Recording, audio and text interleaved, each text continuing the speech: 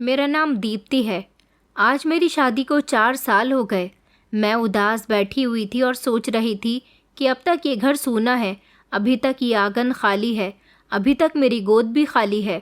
मैं संतान के लिए तड़प रही थी। मेरे पति पेशे से एक पारिवारिक वकील हैं। संतान की कमी उन्हें भी बहुत खलती है। वो हमेशा मुझसे कहते हैं कि उनको अपनी संतान चाहिए, अपना खून चाहिए। कभी कभी तो वो मुझे बांझ होने का ताना भी दे देते हैं, लेकिन संतान पैदा करना मेरे हाथ में तो नहीं था।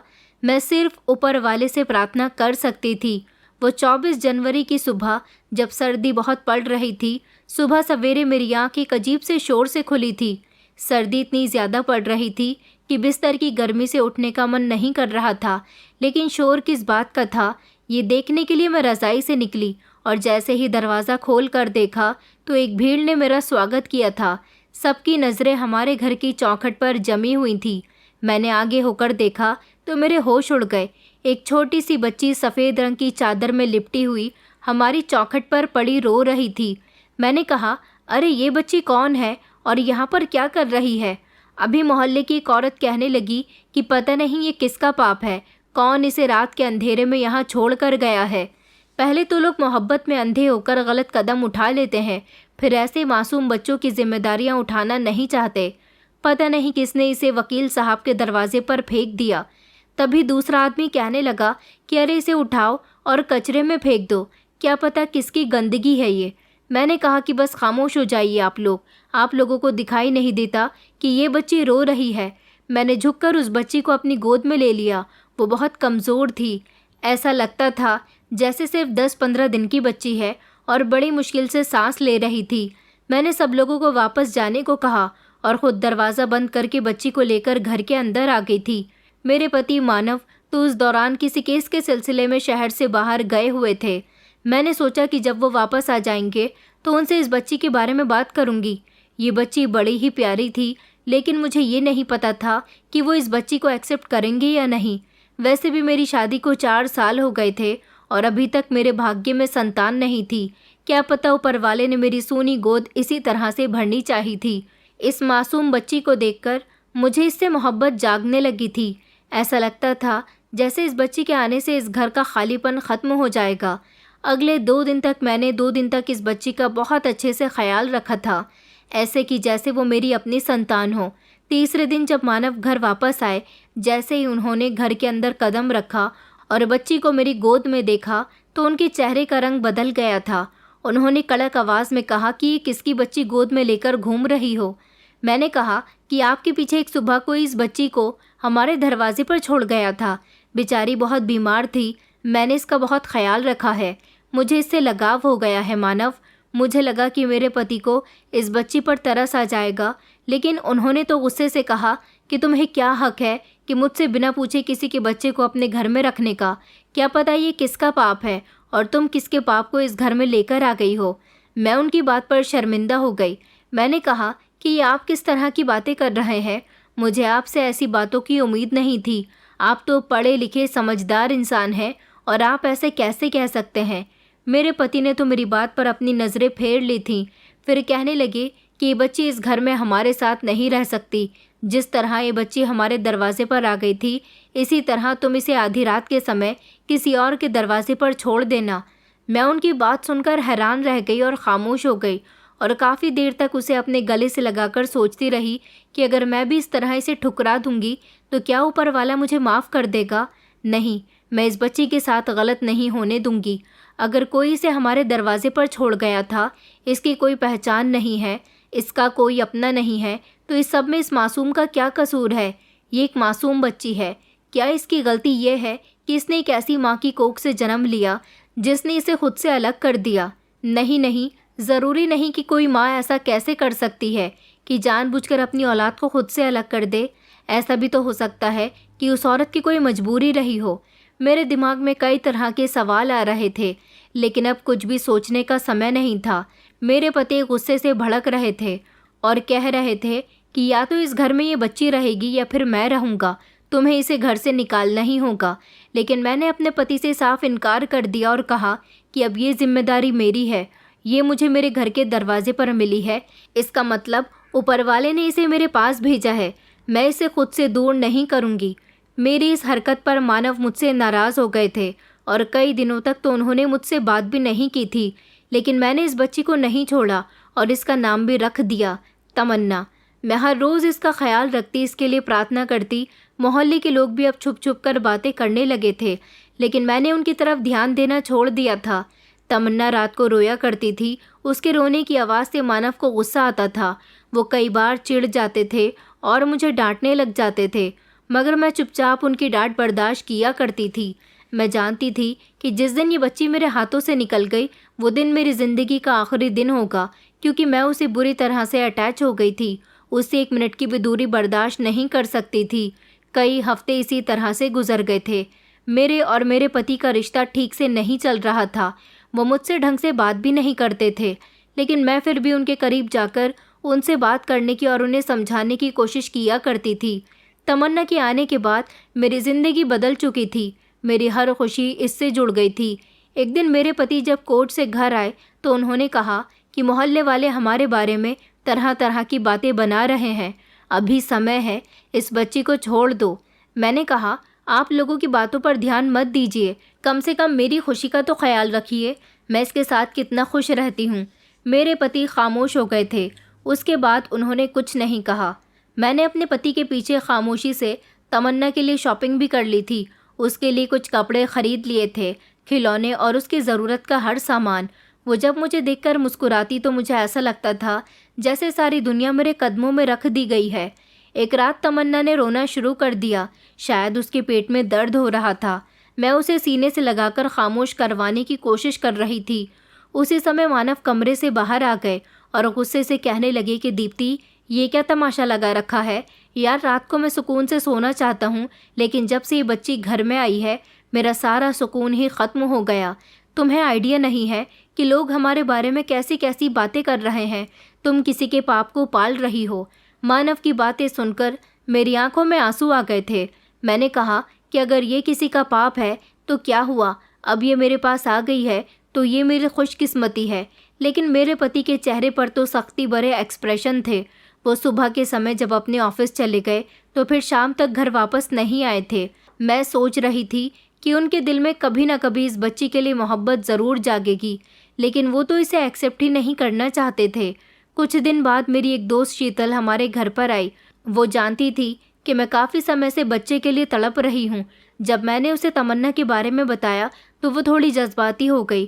कहने लगी कि तुम्हें तो ऊपर वाले का शुक्रिया अदा करना चाहिए कि उन्होंने तुम्हें इसी बहाने माँ बना दिया। उसने तमन्ना को कुछ पैसे गिफ्ट में दिए और मुझसे कहा कि माँ बनने के लिए सिर्फ बच्चे को जन्म देना ही ज़रूरी नहीं होता, असली माँ तो परवरिश करने वाली माँ कहलाती है। शीतल की बातों पर मेरे दिल को बहुत तसल्ली हुई थी। जब मेरे पति घर वापस आए तो उनके हाथ में उनके कुछ ज़रूरी कागजात थे और वो उन्हें लेकर सीधे कमरे के अंदर चले गए। मैंने उनके लिए खाना भी लगा दिया था, मगर वो तो कमरे से बाहर ही नहीं निकले। मैं जानती थी कि वो मुझसे नाराज़ हैं। वो तमन्ना को इस घर में नहीं रखने देना चाहते। अगले दिन सुबह उन्होंने मुझसे कहा कि मैं तमन्ना के लिए कोई इंतज़ाम कर लूँ, वरना अच्छा नहीं होगा। मैंने हिम्मत जमा की और कहा कि आपको इस मासूम बच्ची पर तरस नहीं आता? आपका दिल इतना कठोर क्यों है इसकी तरफ से? क्या पता आपकी इसी कठोरता की वजह से ऊपर वाले ने आपको अपनी संतान नहीं दी। जिस पर वो चौंक कर मेरी तरफ देखने लगे और फिर खामोश हो गए। कुछ दिन इसी कन्फ्यूज़न में गुजर गए और एक दिन तमन्ना की तबीयत बहुत ख़राब हो गई। उसे बहुत तेज़ बुखार आ गया था। मैं अकेले ही उसे अस्पताल लेकर चली गई थी। डॉक्टर ने दवाई दी और कहा कि बच्ची की सेहत काफ़ी कमज़ोर है, आपको इसका ज़्यादा ख्याल रखना है। मैं दिन रात उसकी सेवा में लगी रहती थी। मेरे पति देख रहे थे कि बच्ची की तबीयत ठीक नहीं है और मैं उसका कितना ख्याल रख रही हूँ। इस सब से उनके दिल में थोड़ी सी नरमी पैदा हो गई थी। उन्होंने पहली बार मेरे साथ खाना खाते समय तमन्ना के बारे में पूछा था कि उसकी तबीयत कैसी है, मगर उनकी आंखों में अभी भी पूरी तरह से उसे एक्सेप्ट करने का जज्बा नहीं था। मैंने कहा कि जी, अब तो उसकी तबीयत कुछ बेहतर है। उसके अगले ही दिन मेरे पति एक बहुत पुराना केस जीत गए थे जो कई सालों से चलता आ रहा था, जिस पर वो बहुत खुश हुए थे और इस केस की जीत उनके लिए बहुत बड़ी कामयाबी साबित हुई थी, जिस पर मेरे पति बहुत खुश हुए थे। जब वो घर वापस आए तो पहली बार उनके चेहरे पर मुस्कुराहट थी। उन्होंने बताया कि ऊपर वाले की कृपा से इंसाफ के खिलाफ वो जो केस लड़ रहे थे उसमें उनकी जीत हुई है। मैंने तभी कहा कि आपने देखा कि तमन्ना हमारे लिए कितनी शुभ साबित हुई है। मेरी बात पर उन्होंने नज़र झुका ली थी और फिर कोई जवाब नहीं दिया था। उस समय मुझे आइडिया हो गया था कि सच्चाई कभी कभी इंसान के सामने होती है, मगर वो अपनी अकड़ के अंधेपन से उसे देखने से इनकार कर देता है। जैसे जैसे वक्त गुजरता जा रहा था, मेरे पति का सख्तीपन भी कम होता जा रहा था। दिन ब दिन हमारे घर में कोई ना कोई खुशी आती जा रही थी। मेरे पति को 2 साल पहले हमारे ही मोहल्ले में एक घर बहुत पसंद आया था। वो उस घर को ख़रीदना चाहते थे, लेकिन मकान मालिक से उनका सौदा नहीं पट रहा था, मगर अब वो उस घर को भी ख़रीदने जा रहे थे। मैंने इस बार तो मानव से कुछ नहीं कहा था, लेकिन मेरे दिल में एक आवाज़ उठ रही थी जो बार बार कह रही थी कि ये सब कुछ तमन्ना के शुभ कदमों की वजह से पूरा हो सका है। तमन्ना ने जैसे इस घर की हर दीवार में खुशियों के रंग बिखेर दिए थे। मैं हर दिन उसके साथ गुजारती थी। मुझे तो वक्त का पता ही नहीं चलता था। वो रात को रोती तो मैं उसको लोरिया गाकर सुलाती, तो वो मेरे सीने पर सर रखकर सो जाती थी। मानव ने कहा था कि हम इस घर में सिर्फ 1 महीने और रहेंगे, उसके बाद हम अपने नए घर में शिफ्ट हो जाएंगे। मेरे पति खुशी खुशी मुझसे बातें करते कि हम पुराना फर्नीचर भी किसी गरीब को दे देंगे, लेकिन नए घर के लिए सारा नया फर्नीचर खरीदेंगे। मैं उनकी इस खुशी में बहुत खुश हुआ करती थी। एक दिन मैंने अपने पति को उदास देखा। मैंने उनके कंधे पर तसल्ली से हाथ रखा और कहा कि क्या हुआ, आप उदास क्यों हों? ऐसा लगा जैसे वो अपने पुराने किसी बीते हुए समय में चले गए थे। उन्होंने मुझे कुछ जवाब नहीं दिया, बस इतना कहा कि एक पुरानी बात याद आ गई थी। वो कह रहे थे कि मुझे कभी कभी ऐसा महसूस होता है जैसे मेरे दिल पर बहुत बोझ रखा हुआ है। मैंने कहा, अगर आपको बोझ महसूस हो रहा है तो आपको तमन्ना को एक्सेप्ट कर लेना चाहिए। इनकार करना जिद होती है। कुछ समय तक तो वो खामोश रहे, फिर कहने लगे कि तुम्हारी ही दुआएं हैं जिसने मुझे यहाँ तक पहुँचा दिया है। अगर मैं तुम्हारी जगह होता तो कब का तमन्ना को कहीं दूर फेंक आता, मगर तुमने तो किसी के पाप को मेरे घर में जगह दी हुई है जिसे मैं बर्दाश्त नहीं कर सकता। मैंने कहा कि शायद वही पाप आपके लिए शुभ साबित हो रहा है। मेरी बात पर वो कुछ नहीं बोले, मगर मैंने पहली बार उनकी आंखों में हार मानने की झलक देख ली थी। 1 महीने बाद हम लोग अपने नए घर में शिफ्ट हो गए थे। नए घर की खुशी में मेरे पति के दोस्त उनसे नए घर में पार्टी लेने के लिए आए थे। उन्होंने अपने सारे दोस्तों को डिनर पर इनवाइट कर दिया था। जब उनके दोस्त आए और उन्होंने मेरी गोद में तमन्ना को देखा तो उसकी तारीफ़ करने लगे। कहने लगे कि अरे मानव, तुम्हारी बेटी तो बड़ी ही प्यारी है, तुमने हमें बताया भी नहीं कि तुम्हारे यहाँ बेटी हुई है। ये तारीफ़ सुनकर तो मेरे पति हैरान रह गए थे, लेकिन खामोश रहे, उन्होंने कुछ नहीं कहा। जब उनके सारे दोस्त चले गए तो मैंने उनसे कहा कि तमन्ना को लेकर आपने अपने दोस्तों को इस बारे में बताया क्यों नहीं? उन्होंने कहा कि तुमने तो कह दिया ना कि ये हमारी बेटी है, बस इतना ही काफ़ी है। मेरे दिल में अभी इसके लिए कोई जगह नहीं बनी है। मैंने कहा, मैं तो कहूँगी ही, क्योंकि मेरे दिल में तो तमन्ना बस चुकी है। मेरी बात पर वो खामोश रहे। फिर कुछ देर के बाद कहने लगे कि शायद तुम ठीक हो, शायद वो हमारे लिए भाग्यशाली है। उनकी ज़बान से पहली बार ये शब्द सुनकर मुझे यकीन हो गया था कि अब धीरे धीरे वो बदलने लगे हैं। मैं ऊपर वाले से प्रार्थना किया करती थी कि जिस तरह से आपने मुझे माँ बनाया, उसी तरह से मेरे पति को भी दिल से पिता बना दीजिए। उनकी ज़ुबान पर कुछ नरम शब्द तो आए थे जिनसे मेरे दिल में थोड़ी सी उम्मीद बन गई थी, लेकिन उनका बिहेवियर बदलने लगा था। वो अब तमन्ना को देखने से कतराने लगे थे। वो जब जब उनके करीब आती तो वो अपनी नज़र फेर लिया करते थे। मैंने एक दिन उनके हाथ में तमन्ना की फीडर दी और कहा कि थोड़ी देर के लिए इसे अपने साथ खिला लीजिए, मैं काम में लग रही हूँ। तो उन्होंने झटके से फीडर टेबल पर रखी और कहने लगे कि मुझे उससे कोई मतलब नहीं, ये मेरी जिम्मेदारी नहीं है। इतना कहकर वो उठकर चले गए और मैं खामोश रही। कुछ कहने का भी कोई फ़ायदा नहीं था। अब तमन्ना 5 महीने की हो चुकी थी। कभी कभी अपने नन्हे हाथों से मेरा चेहरा भी पकड़ लिया करती थी। मैंने कई बार महसूस किया था कि मानव उसे चुपके चुपके देखते थे, लेकिन जैसे ही मेरी नज़र उन पर पड़ जाती थी तो वो फ़ौरन अपना चेहरा पलट लिया करते थे। एक दिन हमारे पड़ोस की एक औरत आई। उन्होंने बातों ही बातों में मुझसे कहा कि हमें तो अभी भी यकीन नहीं होता कि तुमने किसी की नाजायज़ औलाद को अपने घर में जगह दी हुई है। इस पर तो तुम्हारा पति भी राज़ी नहीं है। मैंने उनकी बात को खामोशी से सुना, लेकिन उनसे कुछ नहीं कहा। मानव जब रात को फिर से घर आए तो कहने लगे कि तुम्हारी वजह से मुझे मोहल्ले वालों की बातें सुनाई पड़ रही हैं। लोग तमन्ना को लेकर बहुत बातें बनाते हैं और मुझे सबके सवाल बोझ लगते हैं। मैंने गुस्से में अपने पति से कहा, तो फिर ठीक है, आप मुझे इजाज़त दे दीजिए, मैं तमन्ना को लेकर यहाँ से कहीं और चली जाऊँगी। मेरे पति को इस बात पर गुस्सा आ गया। उन्होंने कहा कि मुझे धमकी मत दो, ये घर मेरे साथ साथ तुम्हारा भी है, लेकिन इस नाजायज़ बच्ची को तुम मेरे सर पर मत डालो। मैंने कहा, अगर ये नाजायज़ है तो फिर इसके शुभ कदमों से आपके घर में खुशियाँ कहाँ से आ गईं? आपको घर मिल गया, काम में तरक्की हुई, लोग आपकी इज्जत करते हैं, बस इसके अलावा आपको और क्या चाहिए? ये सब कुछ तमन्ना के आने के बाद ही तो पॉसिबल हो सका है ना। मेरे पति ने कहा कि अपनी बकवास बंद करो, और इतना कहकर वो घर से बाहर चले गए थे। मेरे पति ने साफ साफ कह दिया था कि वो तमन्ना से कोई संबंध नहीं रखना चाहते। अब वो ना तो उसे देखते थे बल्कि उसके जिक्र पर भी भड़क उठते थे, और मैं उनकी हर हरकत को खामोशी से और सब्र से बर्दाश्त कर रही थी। मेरे पति बार बार यही कहते थे कि पता नहीं ये किस गंदी नस्ल का खून है, मैं इसे अपना नाम नहीं दूंगा और ना ही इसे अपने घर में बर्दाश्त करूंगा। वक्त इसी तरह गुजर गया और अब तमन्ना 9 महीने की हो गई थी। उससे धीरे धीरे चलना आ गया था। एक दिन वो चलते चलते मानव के कदमों तक पहुंच गई थी। उसने उनके कपड़े खींचे। मैंने देखा कि मानव की आंखों में हल्की सी झुंझलाहट के साथ मुस्कुराहट भी थी, जैसे वो कुछ महसूस कर रहे हों। लेकिन फिर उसके बाद वहीं उन्हें उसका वजूद फिर से खलने लगा था और मैं दिन ब दिन टूटती जा रही थी। मैं तमन्ना को अपने सीने से लगाकर हर दिन एक नए इम्तिहान से गुजरती थी। उसी दौरान मेरे अंदर कुछ चेंजेस आने लगे। शुरू में तो मैंने इग्नोर किया, लेकिन जब मुझे अपनी तबीयत ज़्यादा ही बिगड़ती हुई नज़र आने लगी तो मैं फ़ौरन ही डॉक्टर के पास गई। मुझे चक्कर आने लगे थे और मेरा जी मचलाने लग जाता था। लेडी डॉक्टर ने मेरा चेकअप किया, कुछ सवाल जवाब किए, उसके बाद कुछ टेस्ट करवाने के लिए कहा।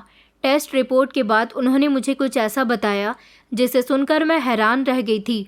मुझे लगा कि कहीं मुझे कोई बड़ी बीमारी तो नहीं हो गई, लेकिन उन्होंने तो मुझे खुशखबरी सुनाई थी। वो खुशी से बोली कि तुम प्रेग्नेंट हो। मुझे तो उनकी बात पर यकीन ही नहीं आ रहा था। उन्होंने कहा, हाँ मैं बिल्कुल सच कह रही हूँ, तुम्हारी टेस्ट रिपोर्ट भी यही बता रही है। मुझे तो यकीन ही नहीं आ रहा था। मुझे तो लगता था कि मैं कभी मां नहीं बन सकती। फिर मुझे याद आया कि मेरे पति मुझे बांझ होने का ताना दिया करते थे। आज उनके इस ताने का जवाब भी कुदरत ने मुझे साफ साफ दे दिया था। मैं घर जाकर चुपचाप तमन्ना को गोद में लेकर बैठ गई। मेरा दिल खुशी से उछाले मार रहा था। मेरी समझ नहीं आ रहा था कि मैं मानव को ये खुशखबरी कैसे सुनाऊं। जब वो घर आए तो खाना खाने के बाद मैंने खामोशी से कहा कि मुझे आपसे एक ज़रूरी बात करनी है। वो सीरियस हो गए और कहने लगे, हाँ बोलो। मैंने कहा कि मैं प्रेग्नेंट हूँ। वो कुछ सेकंड्स तक तो मुझे देखते रहे थे, जैसे सुन ना पाए हों। फिर दोबारा से कहने लगी, तुमने क्या कहा है? मैंने वही बात दोबारा से दोहराई तो कुछ देर तक वो खामोश हो गए और फिर उनकी आंखों में आंसू आ गए।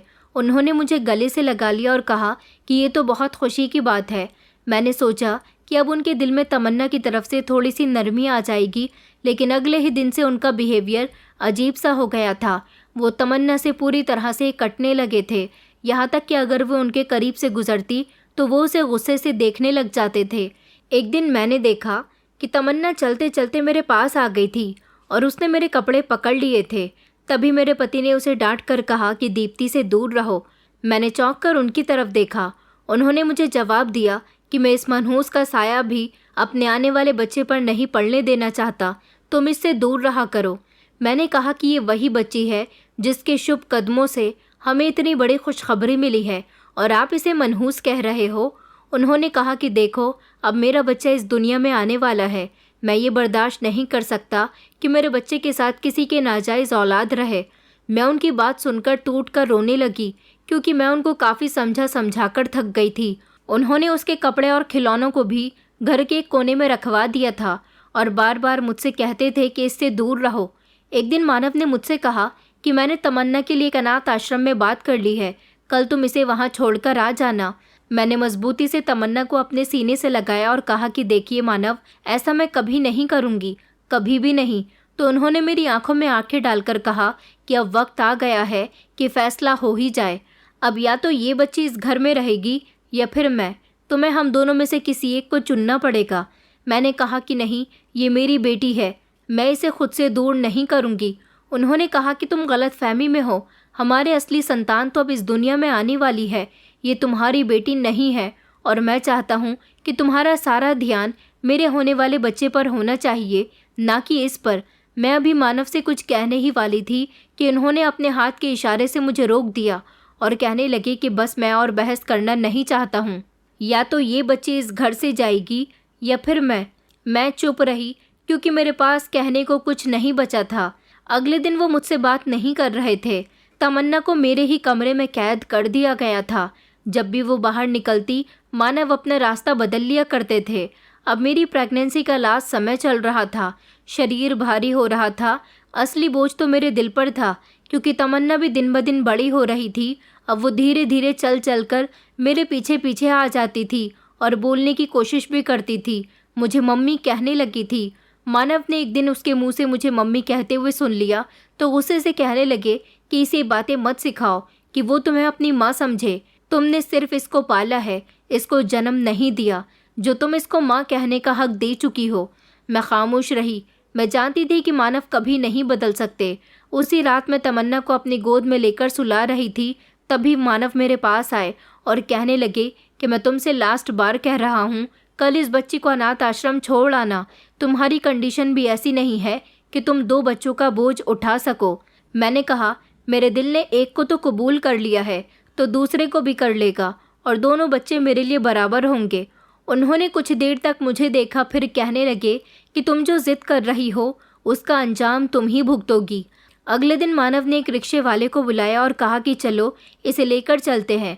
मैंने झट से तमन्ना को गोद में लेकर अपने गले से लगा लिया और कहा कि मैं इसे लेकर कहीं नहीं जाऊंगी, मैं इसे किसी को नहीं दूंगी, ये कहीं नहीं जाएगी। मानव कहने लगे, तो फिर तुम अपने होने वाले बच्चे के साथ भी इंसाफ नहीं कर रही हो। मैंने कहा, मुझे अपनी ममता पर शक नहीं है, लेकिन आपकी नफरत मेरे कदम रोक रही है। मेरे पति ने गुस्से से दरवाज़ा बंद कर दिया। फिर कहने लगे कि याद रखो, अब मैं इस बच्ची के लिए कोई नरमी नहीं बरतूंगा। तुम्हारे मायके वालों से इस बारे में बात करूंगा, तुम्हारी उनसे शिकायत करूंगा। मैंने कहा कि ठीक है, आपको जो करना है आप कर लीजिए, मगर मैं तमन्ना को कहीं नहीं जाने दूंगी। वो तो गुस्से में घर से बाहर निकल गए थे, लेकिन मैं अपने कमरे में बैठकर तमन्ना को सीने से लगाकर फूट फूट कर रोने लगी थी। मैंने सोच लिया था कि मेरी ममता का रंग किसी रिश्ते का मोहताज नहीं। मेरी प्रेगनेंसी के आखिरी समय में मेरी तबीयत बहुत ख़राब रहती थी, लेकिन मैं जब तमन्ना की तरफ देखती तो मेरे अंदर हिम्मत आ जाती थी। एक दिन मानव काम के सिलसिले में दूसरे शहर गए हुए थे। उस समय तमन्ना गहरी नींद में सो रही थी। जब से हम इस नए घर में शिफ्ट हुए थे, मैंने यहाँ की ठीक से सफाई भी नहीं की थी और स्टोर रूम में कुछ सामान रखा हुआ था जिसको मैंने खोलकर सेट भी नहीं किया था। मैं स्टोर रूम में चली गई थी। एक बड़ा सा कपड़ों का बॉक्स था। ये कुछ पुराने कपड़े थे, मुझे इनको सेट करना था और इनमें से कुछ पुराने कपड़े दान भी करने थे। मैं जब इन कपड़ों को देखने लगी तब अचानक मेरे हाथ में एक सफ़ेद रंग की चादर आई। इसे देखकर मुझे याद आया कि ये वही चादर है जिसमें लिपटी हुई पहली बार मुझे तमन्ना मिली थी। मैं उसको खोलकर उसकी ठीक से तय करने लगी जब अचानक उसमें से एक पर्चा निकलकर ज़मीन पर गिर गया। मैंने उस पर्चे को उठाया, सोचा कि शायद किसी चीज़ की रसीद होगी या फिर मानव के ही काम का कोई कागज़ होगा, लेकिन जैसे ही मेरी नज़र उस पर पड़ी तो मेरे दिल की धड़कनें रुक गईं। उसकी शुरुआती लाइन में ही मेरे पति का नाम लिखा हुआ था और फिर आगे लिखा था कि ये बच्ची तुम्हारी बेटी है। मैं तुम पर अपनी बेटी का बोझ नहीं डालना चाहती थी, लेकिन तुम्हारे साथ साथ मुझे समाज ने भी ठुकरा दिया और अब तो मेरी ज़िंदगी भी ख़त्म हो रही है। मुझे एक बड़ी बीमारी ने घेर लिया है। मैं इसे लेकर बहुत दूर चली गई थी, लेकिन वहाँ से वापस आ गई। मुझे नहीं पता था कि मैं मर जाऊँगी तो मेरी बेटी का ख्याल कौन रखेगा। तुम तो उसके पिता हो, तुमसे बेहतर उसका ख्याल कोई नहीं रख सकता। इसीलिए मैं इसे इस सफ़ेद चादर में लपेटकर तुम्हारे दरवाजे पर छोड़कर जा रही हूँ। तुमने मुझे कबूल नहीं किया, मेरी मोहब्बत को नहीं समझा, मेरी मोहब्बत का मजाक बना दिया, लेकिन इस बच्ची का मजाक मत बनाना। ये तुम्हारी संतान है जिसको तुमने कभी पलटकर भी नहीं देखा। मुझे पता है कि तुमने शादी करके अपना घर बसा लिया। मेरा ये लेटर पढ़ लेना, लेकिन अगर ये लेटर तुम्हारी पत्नी के हाथ लग जाए तो उसे हकीकत के बारे में बता देना, क्योंकि मैंने तुमसे जुदा होने के बाद जो बदनामियाँ और तकलीफ़ें सही हैं मैं नहीं चाहती कि मेरी बेटी को भी वो सब कुछ बर्दाश्त करना पड़े। ये बेटी मेरे लिए मेरी और तुम्हारी मोहब्बत की आखिरी निशानी है। तुमने तो कभी मुझसे मोहब्बत की ही नहीं, मुझे धोखा दिया, मुझे इस्तेमाल करके छोड़ दिया। लेकिन मैं तो तुमसे सच्ची मोहब्बत करती थी। मेरा ना सही, मगर इसका ख्याल ज़रूर रखना। धोखेबाज मानव, तुम्हें धोखेबाज इसलिए कह रही हूँ क्योंकि तुमने मेरे जज्बातों का कत्ल कर दिया। मुझे नहीं पता था कि तुम मुझे बीच रास्ते में इस तरह से छोड़कर चले जाओगे। कोई बात नहीं, बस मेरी बेटी का आप ख्याल रखना। ऐसा न हो कि मेरी बेटी और मेरी बद्दुआ मिलकर तुम्हें लग जाए। मैं तुमसे मरने के बाद भी मोहब्बत करती रहूँगी। कहते हैं कि सच्ची मोहब्बत करने वाले लोग कभी नफ़रत नहीं करते। तुमने भले ही मुझसे नफ़रत की क्योंकि तुम मुझसे सच्ची मोहब्बत ही नहीं करते थे, लेकिन मैं तुमसे सच्ची मोहब्बत करती थी। मैंने कभी तुमसे नफ़रत नहीं की। तुम्हारी रेनू। ये लेटर पढ़कर तो मेरे पैरों तले से ज़मीन निकल गई थी और मुझे अपने इर्द गिर्द सब कुछ घूमता हुआ नज़र आ रहा था। इसका मतलब ये बच्ची मेरे पति की, जिसको वो हर दिन किसी का पाप कहते रहे, नाजायज़ कहते रहे, ये उनकी अपनी सगी औलाद निकली। मैं काफ़ी देर तक स्टोर रूम में बैठी रही और इस लेटर को घूरती रही। उस दिन मैं बहुत रोई थी, जैसे किसी ने मेरी सारी दुनिया ही बिखेर कर रख दी हो। मैंने उस लेटर को अपने पास संभाल कर रख लिया, फिर चादर को दोबारा लपेटकर वापस रख दिया। मानव जब अगले दिन घर वापस आए तो काफ़ी थके हुए लग रहे थे, लेकिन मैंने उनसे बात करने की कोशिश की। उनसे कहा कि मुझे आपसे कुछ ज़रूरी बात करनी है। वो चौंक कर बैठ गए। मैंने धीरे से वो लेटर उठाकर उनके सामने रख दिया और कहा कि ये मुझे उसी चादर में से मिला है जिसमें कभी लिपटी हुई मुझे तमन्ना मिली थी। इस लेटर को पढ़िए और मुझे बताइए कि आप आखिर किसके साथ क्या सुलूक कर रहे थे। मानव ने जैसे ही अपनी नज़रें लेटर पर जमाई तो उनकी आंखें फैलती जा रही थीं। उनके चेहरे का रंग बदलने लगा था और वो खामोश हो गए थे। कुछ देर तक तो वो घूरते रहे, फिर उसे अपने हाथों में लेकर फूट फूट कर रोने लगे। मैंने पहली बार उनको बेबस देखा था। ऐसा लग रहा था जैसे उन्होंने कोई बहुत बड़ा जुर्म कर दिया है। मैंने कहा, मैं सब कुछ जानना चाहती हूँ, इस लेटर का क्या मतलब है। उन्होंने मेरे सामने हाथ जोड़े और कहने लगे कि एक राज है जो मैंने आज तक तुमसे छुपा कर रखा। दरअसल कॉलेज टाइम पर मेरी रेनू नाम की एक लड़की से मुलाकात हुई थी जिससे मैं सिर्फ दोस्ती करना चाहता था, लेकिन उसने मेरी दोस्ती को मोहब्बत का रूप दे दिया था। मैं उसे अकेले में मिलता भी था। वो मुझसे शादी करना चाहती थी, लेकिन मैं सिर्फ उसका इस्तेमाल करके उसे छोड़ देना चाहता था और मैंने ऐसा ही किया। एक दिन उसे छोड़ दिया। वो फूट फूट कर रोती रही और कहती रही कि मुझे मत छोड़ो, मुझसे शादी कर लो, मेरी बहुत बदनामी होगी। तुमने जो मेरे साथ किया है उसका अंजाम मेरे पेट में पल रहा है। मैंने उसके मुंह पर थोड़े से पैसे मार दिए थे और कहा था कि मुझे कहीं बदनाम मत करना, इस बच्चे को ख़त्म कर दो। मैं उसे रोता हुआ छोड़कर आ गया था, मगर मुझे ये नहीं पता था कि उसे इतनी बड़ी बीमारी लग जाएगी। इसका जिक्र उसने उस लेटर में किया है। शायद वो अब इस दुनिया में ज़िंदा भी ना हो। मुझे नहीं पता था कि वो मेरी ही बेटी को मेरे दरवाजे पर छोड़कर चली गई है। मेरे घर वालों ने मेरी शादी तुम्हारे साथ करवा दी। मैं चाहता तो रेनू से शादी कर सकता था, लेकिन वो एक गरीब परिवार से बिलोंग करती थी। मेरे घर वाले कभी भी उसे अपने घर की बहू एक्सेप्ट नहीं करते, और फिर उसे तो मैंने सिर्फ दोस्ती और टाइम पास के लिए रखा हुआ था। मैं उससे मोहब्बत नहीं करता था, मैं तो सिर्फ उसके साथ टाइम पास कर रहा था।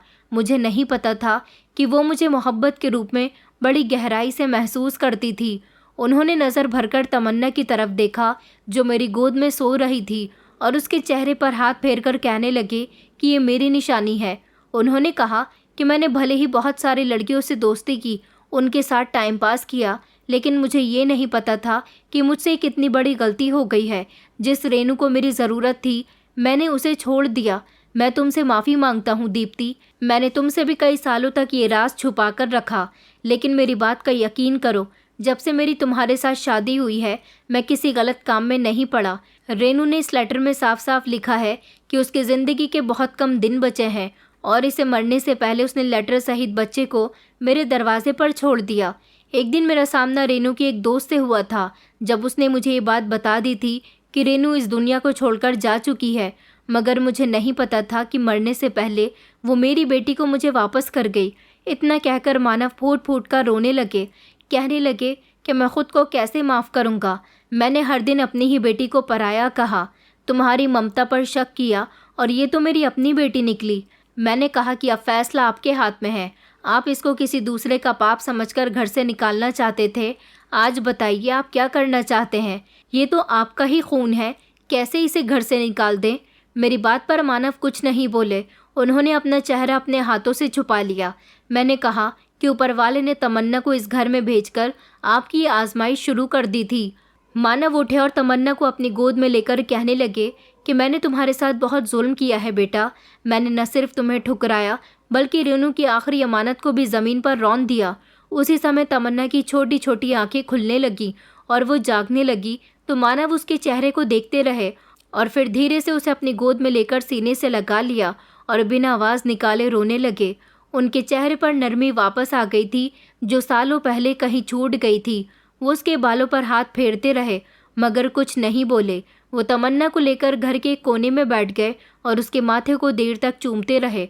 अगले दिन मानव अपने काम के लिए घर से निकल गए तो जाने से पहले भी तमन्ना को ढेर सारा प्यार करके गए थे, लेकिन जब शाम को घर वापस आए तो उनके चेहरे पर बहुत शर्मिंदगी थी। उन्होंने मुझसे कहा कि दीप्ति, मेरी सारी सच्चाई तुम्हें पता चल गई। मैं जानता हूँ कि मैं बहुत बुरा इंसान हूँ।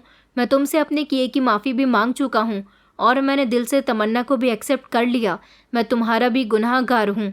तुम चाहो तो मुझे छोड़ सकती हो, मुझे मेरे किए की सज़ा दे सकती हो। मैं इज़्ज़त से तुम्हें छोड़ दूँगा या फिर तुम मुझे जो भी सज़ा देना चाहो मुझे मंजूर है। मैंने कहा कि सज़ा तो आपको मैं नहीं दूँगी, वक्त देगा। जो बोझ काफ़ी समय से मेरे सीने पर रखा हुआ था अब मेरे कंधों पर आ गया। आपने इस बच्ची को एक्सेप्ट नहीं किया और मुझे बांझ कहकर मेरे सब्र को बार बार तोड़ते रहे और आप चाहते हैं कि जब सारी सच्चाई मेरे सामने आ गई तो मैं अपना फ़र्ज़ छोड़ दूं? नहीं, जो जिम्मेदारी मुझे ऊपर वाले ने दी है उसे मैं निभाऊंगी, चाहे आप मेरा साथ दो या ना दो। मानव ने अपनी नज़रें झुकाकर कहा कि तुमने बहुत हौसला दिखाया। तुम जैसी औरत हर किसी के भाग्य में नहीं होती। मैंने कहा कि आपने भी वही किया जो मर्द करते हैं, खामोशी से अपना रास्ता चुना और औरत पर भरोसा ना किया। लेकिन मैं वो नहीं बनूंगी जो तुम्हारी खामोशी को बदले से जवाब दे। मैं वो बनूंगी जो तमन्ना को उसकी माँ से ज़्यादा प्यार करे। मानव अब मेरे साथ साथ तमन्ना का भी बहुत ख्याल रखते थे, उसके खिलौनों में इंटरेस्ट लेते थे, उसके पास बैठकर उसे देखते थे। मगर मैं जानती थी कि उनके अंदर एक खलिश अभी भी बाकी है, एक पछतावा, एक शर्मिंदगी जिसे वो शब्दों में बयां नहीं कर पा रहे थे। एक दिन वो मेरे पास आकर कहने लगे कि अगर तुम इजाज़त दो तो मैं अपने नाम के साथ तमन्ना के डॉक्यूमेंट तैयार करवाना चाहता हूँ। उसका कोई डॉक्यूमेंट नहीं है। मैंने खामोशी से सर हिला दिया। मैं मानव से किसी तरह की कोई बहस नहीं करती थी। मानव ने तमन्ना के सारे आईडी डॉक्यूमेंट तैयार करवाए जिसमें उन्होंने पिता का नाम अपना और माँ का नाम मेरा लिखवाया था। इसे देखकर मुझे बहुत खुशी हुई थी। फिर कुछ दिनों बाद ये बात मोहल्ले के लोगों को भी पता चल गई, जो पहले सिर्फ आइडिया लगा रहे थे लेकिन अब सवाल करने के लिए हमारे घर के दरवाजे पर आने लगे कि ये बच्ची आपकी कौन लगती है। मेरे पति ने जो हकीकत कई सालों तक छुपाई वो उसे अभी भी लोगों के सामने नहीं आने देना चाहते थे। कुछ लोग तो नाराज़ थे और कुछ लोग बातें बना रहे थे कि उन्होंने नाजायज़ बच्ची को अपना नाम दे दिया, लेकिन मेरे पति को ये सारी बातें अच्छी नहीं लग रही थी, इसलिए उन्होंने लोगों को सच सच बता दिया कि ये उनकी बेटी है और उनसे जो भी गलती हुई थी उन्होंने अपनी सारी गलतियों को भी एक्सेप्ट कर लिया, जिस पर मोहल्ले के लोगों को एक ज़ोरदार झटका लगा था। सच कड़वा होता है, लेकिन मेरे पति को अब इस बात से कोई मतलब नहीं था कि लोग सच्चाई जानने के बाद में उनको बुरा भला कहेंगे या फिर उनके बारे में किस तरह की बातें करेंगे। कुछ दिन इसी तरह से गुजर गए और फिर कुछ दिनों के बाद लोगों ने मेरे पति को बुरा भला कहा तो मुझे कहीं ना कहीं अच्छा भी कहा। कहने लगे कि तुम दुनिया की एक ऐसी औरत हो जिसे एक अनजान बच्ची को अपने सीने से लगाया, उसे अपने घर में जगह दी और एक माँ बनकर उसकी परवरिश की। फिर मैंने भी एक बेटे को जन्म दिया था। अब मेरे पास एक बेटी और एक बेटा हो गए और मेरा परिवार पूरा हो गया। मानव बहुत खुश होते थे कि उन्होंने तमन्ना को अपनी बेटी स्वीकार कर लिया। अब वो अपने दोनों बच्चों से बराबर का प्यार करने लगे। घर में एक अजीब सी चहल पहल रहती थी। दोनों बच्चे खूब शोर मचाते थे। घर में रौनक लगी रहती थी। मेरे दिल के बोझ के साथ साथ मानव के दिल का बोझ भी उतर गया था। तमन्ना अब मानव को पापा कहकर बुलाती थी और मुझे मम्मी। ये सब देखकर मुझे बहुत खुशी होती थी। ऊपर वाले ने मेरी गोद भर दी थी। शायद ये सब कुछ तमन्ना की वजह से पॉसिबल हो सका था। जिस दिन मानव ने तमन्ना को अपने सीने से लगाया था वही दिन मेरे लिए गवाही बन गया था, मेरी कुर्बानी का रास्ता बन गया था। तमन्ना मेरी बेटी को भाई कहकर पुकारती थी और फिर वक्त गुजरता गया। मेरे पति ने तमन्ना को अपना नाम तो दिया ही था, साथ ही उसकी अच्छी शिक्षा के लिए उसका शहर के सबसे अच्छे स्कूल में एडमिशन भी करवाया था। घर में पहले जैसा सुकून था, बल्कि पहले से भी ज़्यादा मैंने महसूस किया कि जो खामोशी कई सालों से घर की दीवारों में छुपी हुई थी, अब वो मोहब्बत की किलकारियों में बदल चुकी थी। मेरी कुर्बानी, मेरा सफ़र मुझे अब मेरे बच्चों के चेहरे में दिखाई देता था। फिर कब महीने और साल गुजरते गए, कुछ पता ही नहीं चला। आज मेरी बेटी तमन्ना का 10वां बर्थडे है और मेरा बेटा 8 साल का हो चुका। दोनों बच्चे स्कूल जाते हैं, साथ में खेलते हैं, साथ में घूमते हैं और मेरे पति दोनों ही बच्चों से बराबर का प्यार करते हैं। घर में बहुत सुकून है। माँ बनना सिर्फ जन्म देने से होता है तो ऊपरवाला माँ का दर्जा इतना बुलंद नहीं करता। मैंने तो तमन्ना को अपने दिल की कोख से जन्म दिया था। मैंने दोनों बच्चों को बराबर से प्यार दिया, बराबर से उनकी परवरिश की। उन दोनों में कभी कोई फ़र्क नहीं किया। मैं जानती थी कि अगर कहीं भी मैंने मोहब्बत में कमी छोड़ दी तो उसमें मेरी कुर्बानी ज़ाया हो जाएगी। यही मेरी ज़िंदगी का सच है। मैं कभी कभी बैठकर ये सोचती हूँ कि जिस दिन मेरे दरवाजे पर वो नन्ही जान पड़ी थी, मैं अगर उसे किसी के पाप का बोझ समझ लेती और उसे छोड़ देती तो शायद ना मैं माँ बनती और ना ही एक औरत रहती, बस एक पत्थर बन जाती। ये कहानी मेरी नहीं है, उस औरत की है जो अपनी ममता को किसी रिश्ते की मोहताज नहीं बनने देती। ये उन जैसी माँओं की कहानी है जो किसी बच्चे के सर पर हाथ रखें तो ऊपरवाला उनका साथ देता है। और ये सीख हर उस इंसान के लिए है जो रिश्तों को सिर्फ खून के पैमाने से तोलते हैं। जो दुख आपको दूसरों का लगता है, उसी दुख को ऊपरवाला आपकी ज़िंदगी से निकाल फेंकता है। दोस्तों, उम्मीद करती हूँ आपको हमारी कहानी पसंद आई होगी। कहानी पसंद आई है तो वीडियो को लाइक करें, चैनल पर नए हैं तो चैनल को सब्सक्राइब करें और हाँ, नोटिफिकेशन बेल को ज़रूर दबाएं ताकि अगली अपडेट सबसे पहले आपको मिले।